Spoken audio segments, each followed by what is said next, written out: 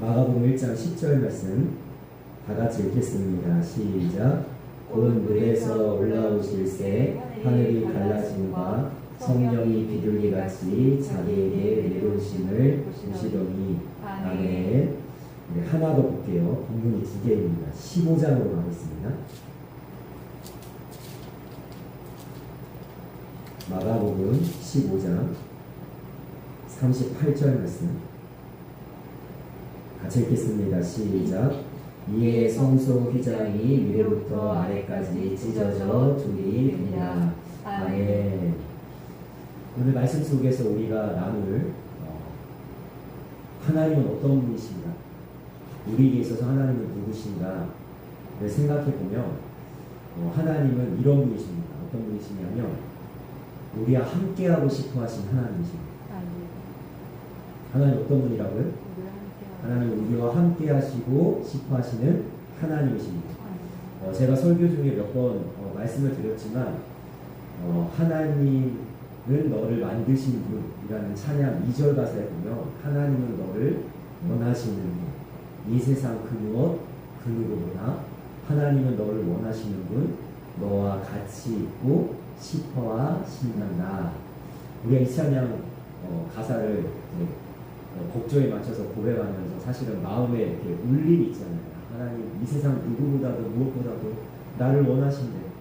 하나님이 나와 같이 있고 싶어 하신데 이렇게 마음에 감동이 있는데 사실은 우리가 느끼고 우리가 감동하고 우리가 감사하는 것 이상으로 하나님은 우리와 함께하고 싶어 하세요.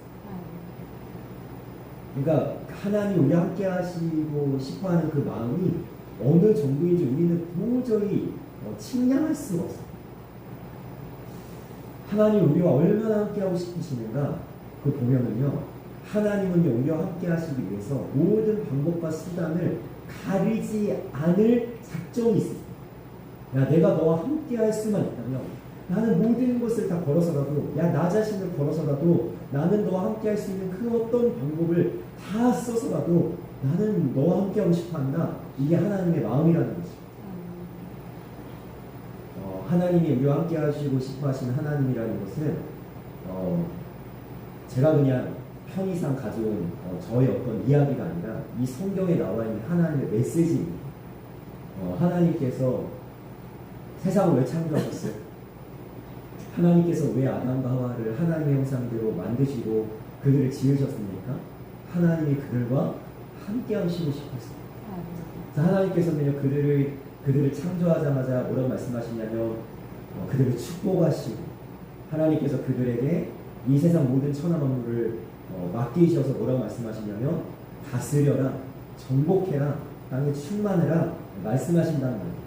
그리고 하나님께서 아담과 하와가 함께 하시기 위해서 어떻게 하시냐면 에덴 동산에 그들을 두십니다.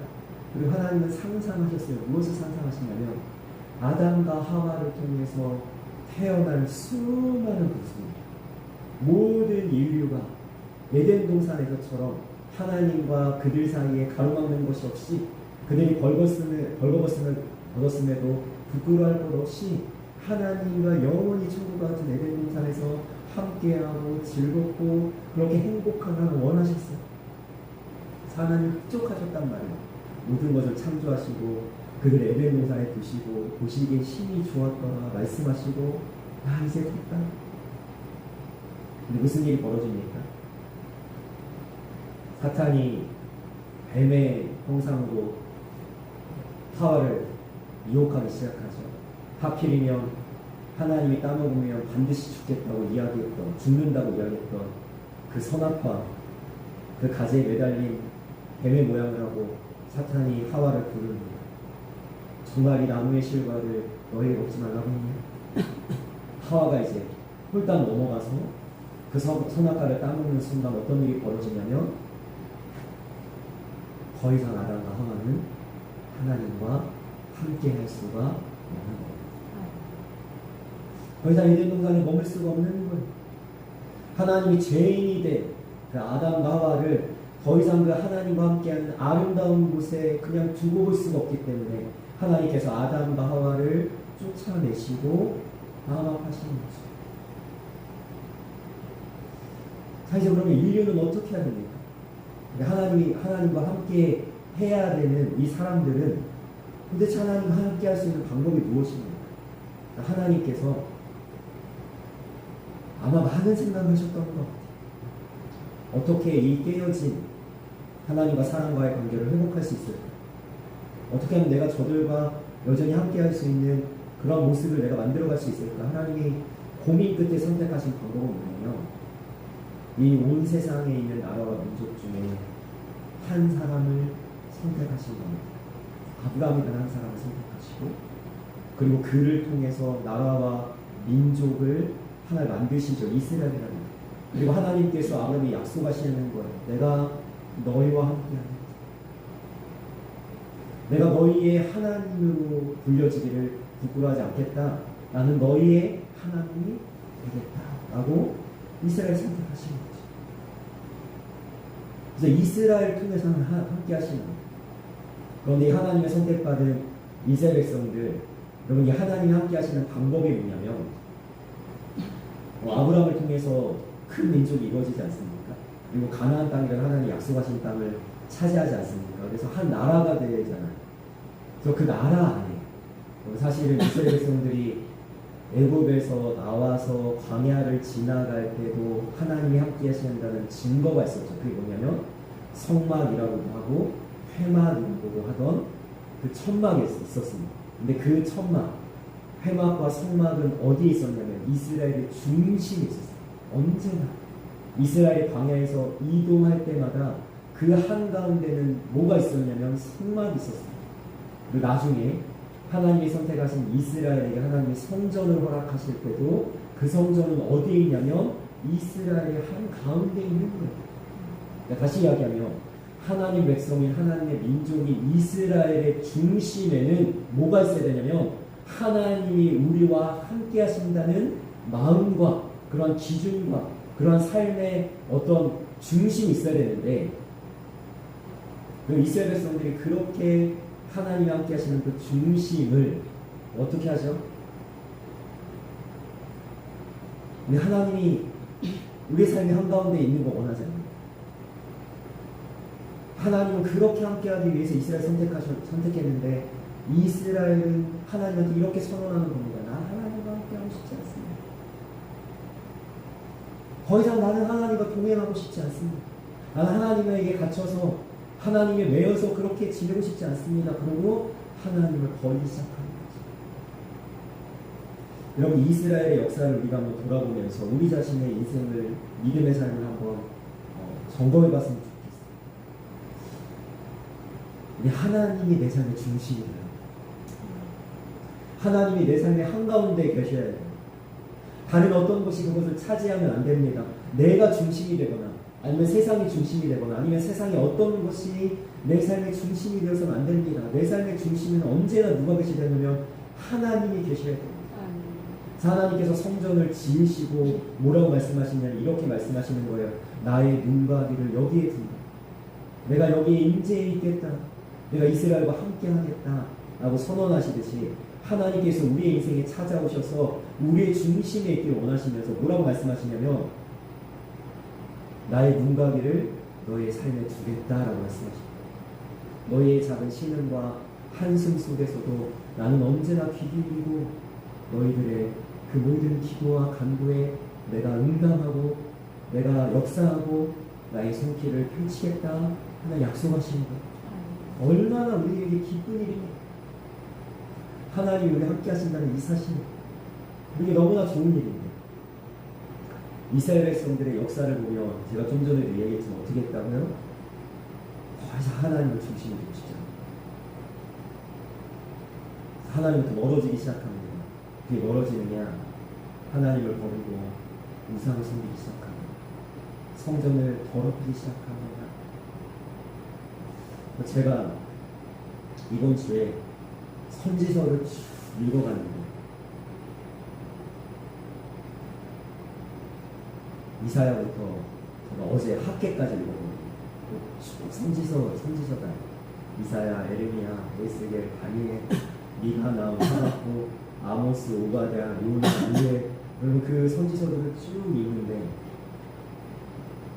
하나님의 마음이 느껴져요. 이스라엘의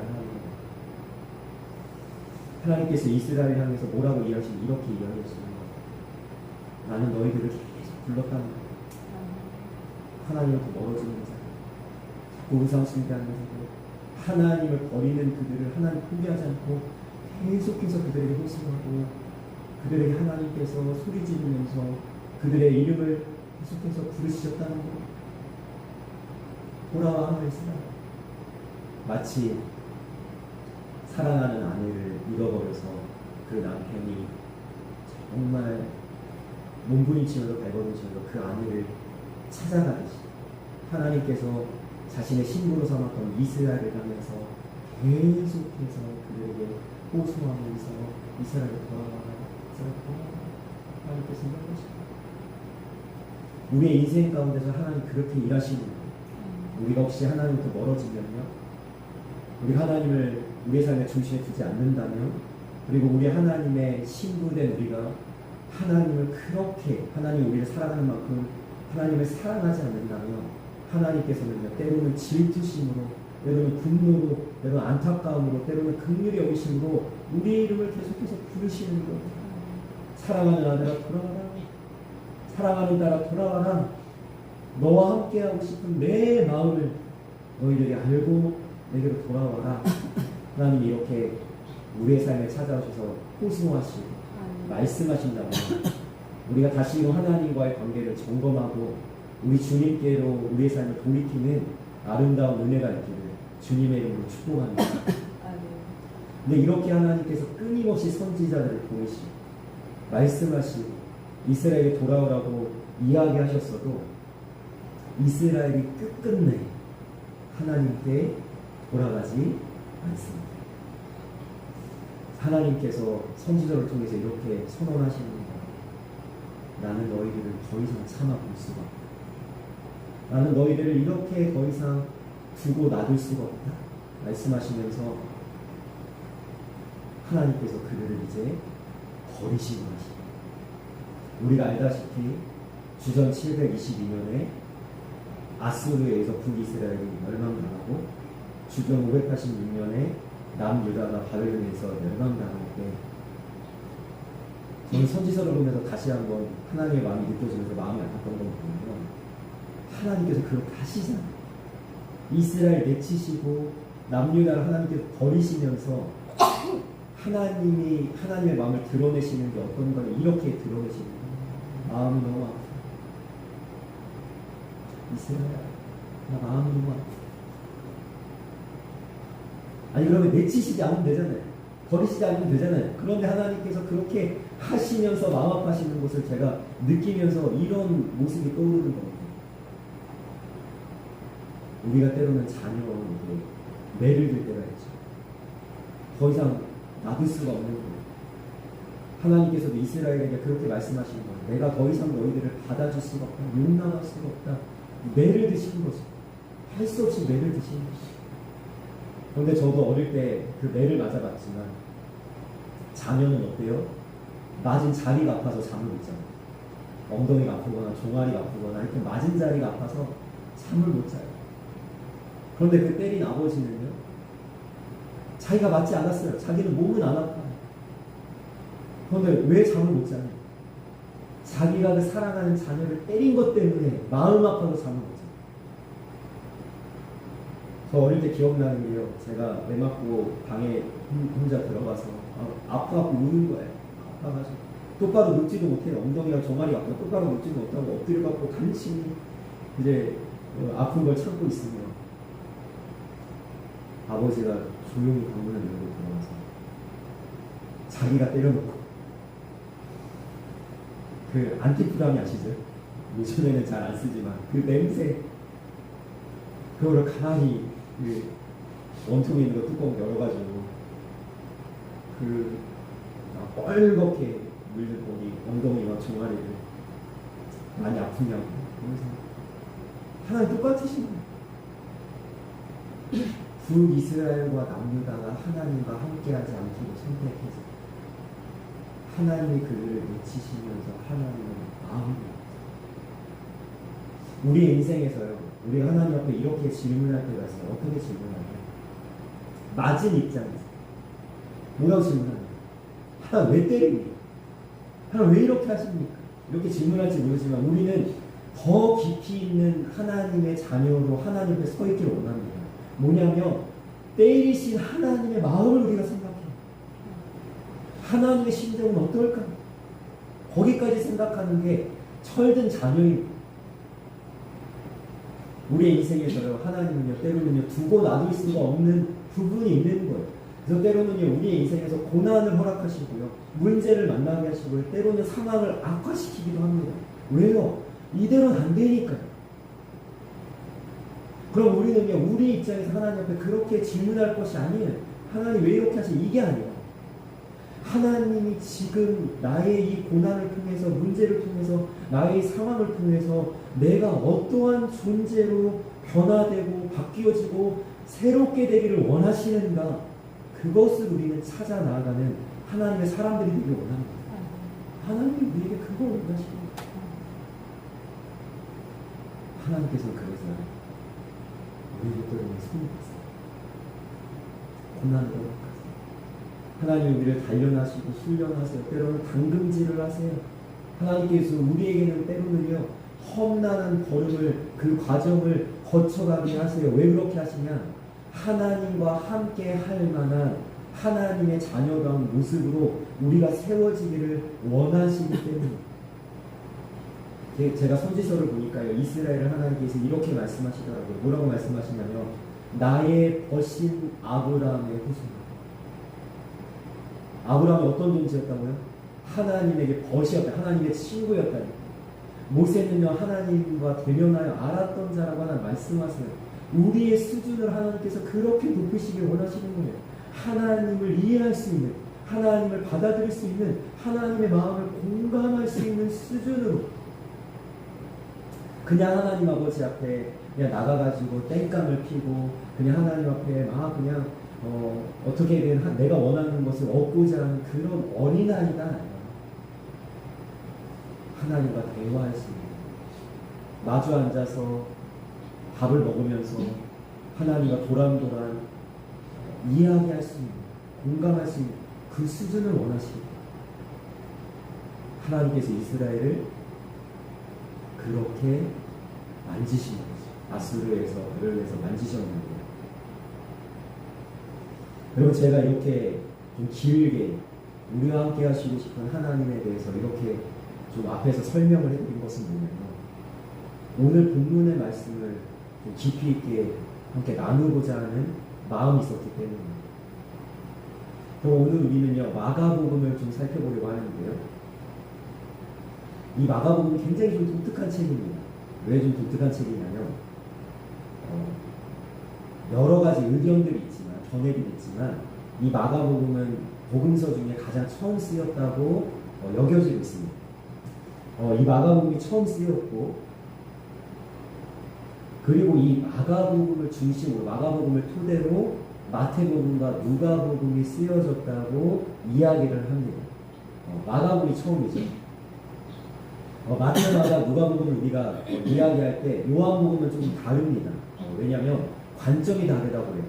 마태마가 누가복음은 공간복음이라서 관점이 같고, 요한복음은 나중에 쓰이기도 있지만 관점 자체가 완전히 다르기 때문에, 그러니까 마태복음도 마가복음을 중심으로 토대로 쓰였고, 누가복음도 마가복음을 중심으로 토대로 쓰였는데, 이가 마가복음은 굉장히 독특합니다. 무엇이 독특하냐면, 마태복음과 누가복음에 비해서 굉장히 짧죠. 그리고 가타부타 분명 설명이 없습니다. 마가복음. 우리가 알다시피 마태복음은 어떻게 시작하죠? 아브라함과 다윗의 자손 예수 그리스도의 세계라고 이야기하면서 아브라함부터 시작된 다윗의 왕조를 쭉 설명하고 다윗의 자손으로 오신 예수 그리스도를 이야기합니다. 이게 마태복음 시작이잖아요. 누가복음도 어떻게 시작하냐, 이렇게 시작하죠. 자세히 살펴보았습니다. 무엇을요? 예수님의 탄생 기사.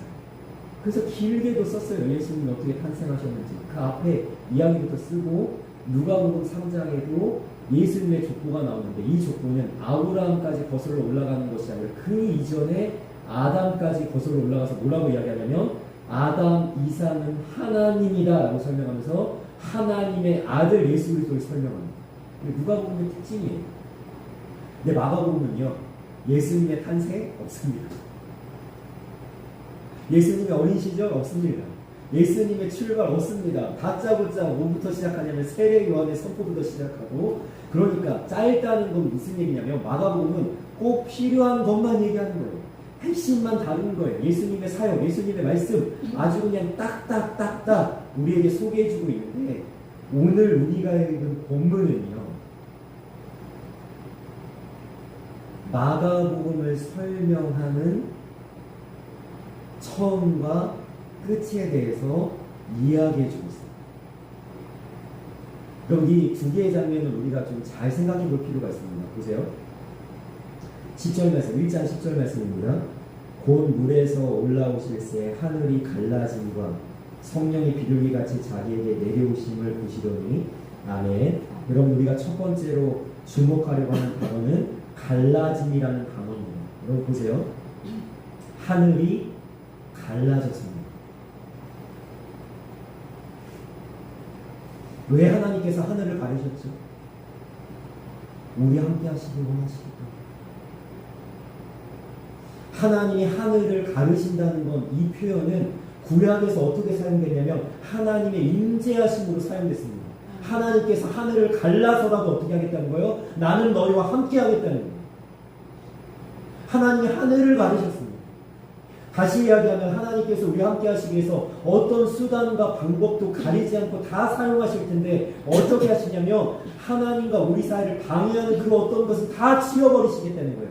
다 찢어버리시겠다는 거예요. 다 하나님께서 없애버리셔라도 하나님과 우리 사이를 가로막고 있는 그 어떤 방해물, 장애물을 다 하나님께서 없애시고 어떻게 해요? 하나님이 우리와 다이렉트로 만나고 싶어 하시는 거예요.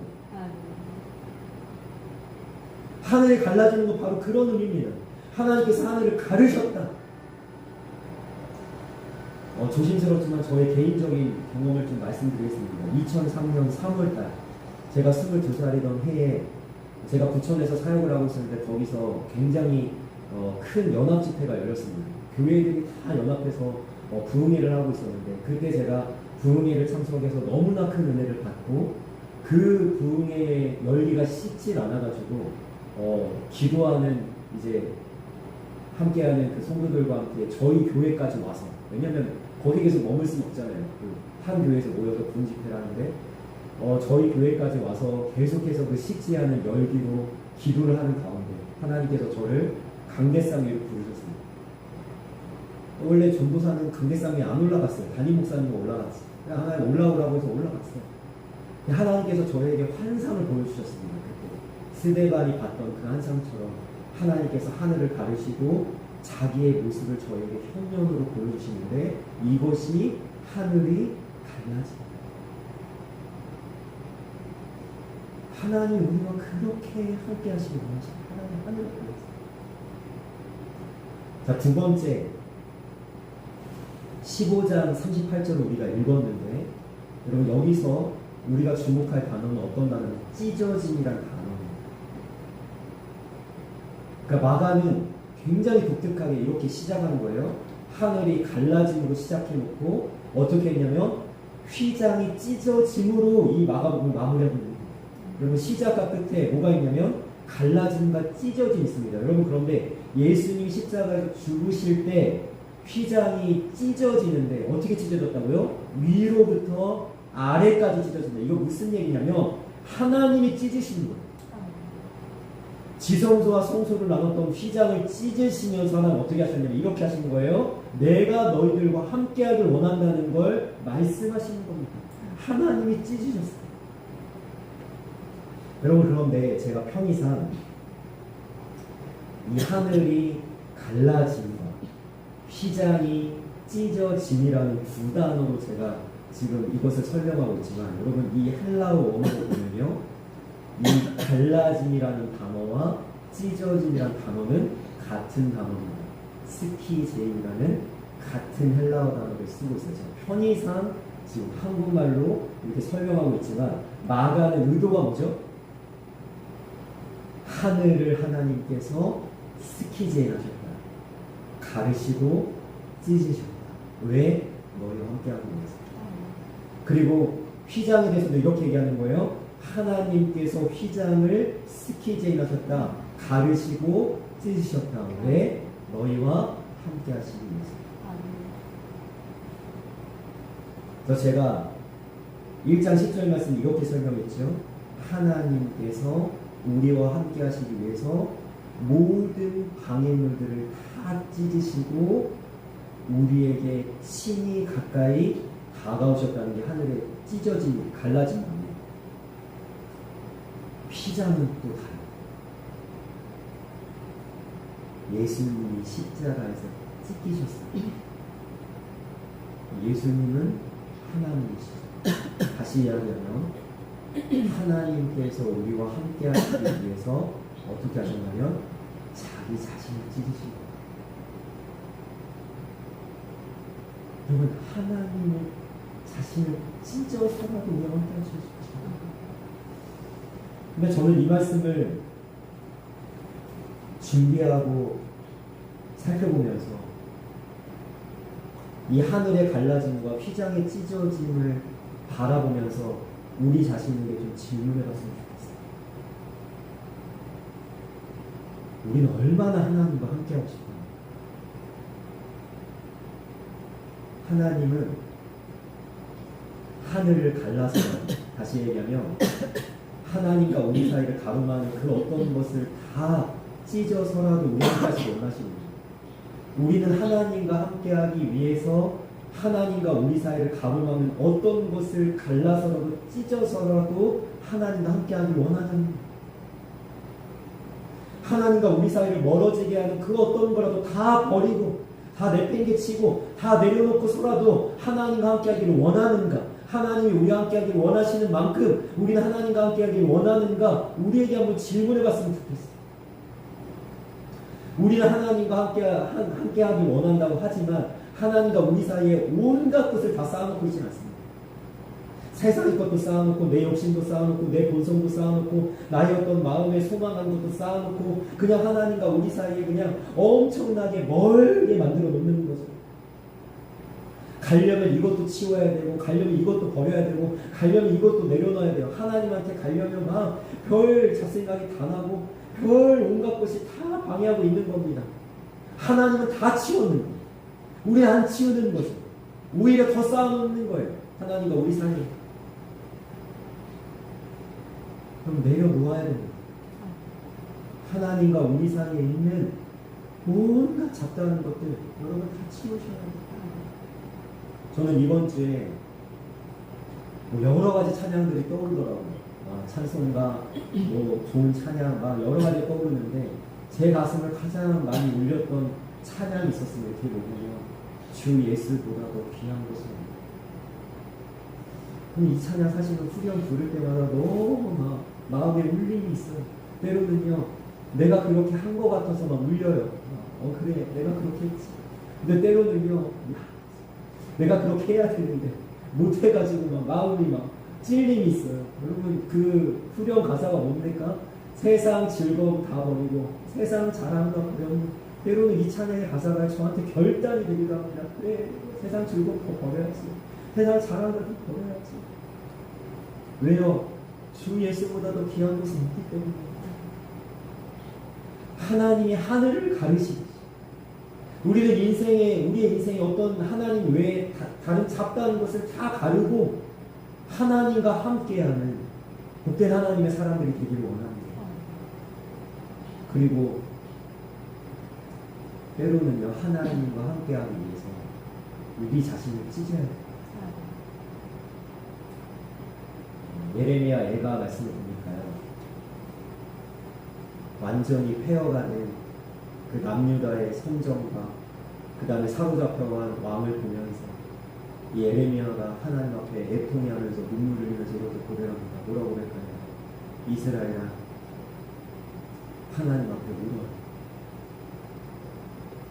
물을 쏟듯이 눈물을 흘려라. 요엘서에 보면요, 하나님께서 이렇게 말씀하십니다. 너희들은 옷을 찢지 마라. 그리고 구약에 보면 얼마나 이스라엘 백성들이 옷을 찢습니다. 근데 하나님 이렇게 말씀하세요. 옷을 찢지 말고 뭘 찢어라? 너희 마음을 찢어라. 하나님이 하나님 자신을 찢어서라도 우리와 함께하길 원하셨잖아요. 그래서 실제로 그렇게 하셨잖아요. 십자가의 독생자 예수 그리스도를 못 박았잖아요. 그런데 우리는 하나님과 함께하기 위해서 나를 얼마나 찢고 있느냐는 거죠. 나를 찢어서라도 하나님과 함께하길 원해야 되는 건 아닙니까? 얼마나 나 자신이 하나님과 함께하는데 방해가 됩니까? 나의 생각과 나의 욕심과 나의 어떤 본성과 하나님과 나 사이를 방해하는 것, 사실은 다른 어떤 것보다는 나 자신일 때가 너무나 많잖아요. 우리 하나님 생각하기보다 다른 거 생각하길 원하고, 우리 하나님 바라보기는 다른 거 바라보길 원하는 그러한 마음이 있잖아요. 내가 하나님의 자리에 나를 두기도 하잖아요. 하나님보다 내가 더 중요해. 하나님의 생각보다 내 뜻이 더 중요해. 그러면서 나를 주장하기도 하잖아요. 나를 찢어야죠. 하나님이 하나님 자신을 찢어서라도 나와 함께하기를 원하시듯이, 휘장을 찢었다는 건 무슨 의미입니까? 너희들과 우리 사이를 가로막던 그 어떤 가로막던 것이 없어졌다는 것 의미죠. 여러분, 이제는 제사장들만 하나님 앞에 나오는 것이 아니라 뭐예요? 모든 만민이 왕같은 제사장 되어서 하나님 앞에 나올 길이 열렸습니다. 여러분, 이것에 우리는 감사함이 있기보다는 어때요? 너무나 당연하게 여기는 거예요. 하나님은 위로부터 아래까지 자기 자신을 찢어 휘장을 찢어놨는데, 하나님께 나아갈 길을 열어놨는데 우리는 너무 당연하게 여기는 거예요. 그래, 하나님이 우리와 함께 하시지. 아무런 감사도 감격도 없이 휘장이 찢어졌네, 그렇게 그냥 문자적으로만 우리가 받아들이고 있지는 않은지 우리 자신을 한번 돌아보길 원합니다. 하나님이 하나님을 찢었어요.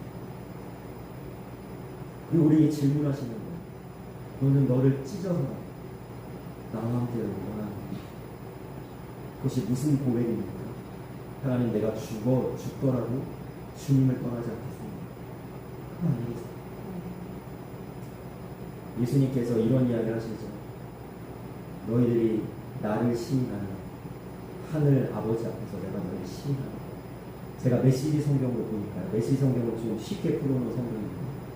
많은 사람들이 보란 듯이 네가 어떻게 대답하는지 보고 있는 그 상황 속에서도 너는 예수님이 내 주인이다, 나의 왕이다, 난 예수님을 절대 부인할 수 없다고 시인할 수 있겠느냐, 이렇게 질문하더라고요. 어렵죠. 이런 고난과 핍박과 여러 가지 어려움 속에 우리가 처했을 때 예수님이 주인이라고 고백하는 순간 우리가 불이익을 당하고 때로는 죽임까지도 당해야 될 어떤 절체절명의 상황 속에 예수님이 시인하는 게 어렵지만, 나를 찢어서라도 예수님을 고백했던 수많은 믿음의 선진들이 있지 않습니까? 저는 이 말씀을 나누면서 하나님이 우리와 함께 하시기를 소망하는 간절합니다. 우리도 하나님과 함께 하기를 정말 몸부림치면서 발버둥치면서 소망하는 자들이 주님의 이름으로 간절히 축원합니다. 그래서 하나님과 우리 사이를 가로막는 모든 방해물들을 치우고 내던지고 나 자신을 찢어서라도 하나님과 함께 복된 주님의 성도들이 되시기를 주님의 이름으로 소망하며 주님의 이름으로 축복합니다. 아멘. 기도하겠습니다. 사랑하는 아버지, 하나님이 우리와 함께 하시길 원하십니다. 그런데 우리는 하나님과 함께 하기를 원하지 않을 때가 얼마나 많은지 모릅니다. 하나님보다 세상의 즐거움을 쫓고 하나님보다 세상의 자랑을 더 갈망하는 우리의 모습을 고백하는 것이죠. 하늘을 갈라서라도 우리와 함께 하시고 휘장을 자기 자신을 찢어서라도 우리와 함께 하시는 하나님 아버지 앞에 우리도 간절함과 갈망을 가지고 하나님과 우리 사이를 방해하는 그 어떤 것도 내가 다 내던지고 하나님과 함께하기 원합니다. 하나님이 하나님 자신을 찢어서라도 우리 함께하기 원하시겠습니다. 내가 나 자신을 찢어서라도 하나님과 함께하기 원합니다. 그렇게 하나님께 쫙 붙어서 하나님께 가까이 더 가까이 나아가서 하나님과 조금이라도 멀어지지 않고 조금이라도 떨어지지 않고 하나님과 끝까지 동행하며 하나님께 붙어있는 주님의 영혼들 하나님 하나님의 사람이 다 될 수 있도록 주님께서 우리를 인도하여 주시고 우리를 붙잡아 주옵소서. 감사하며 예수님의 이름으로 기도합니다. 아멘.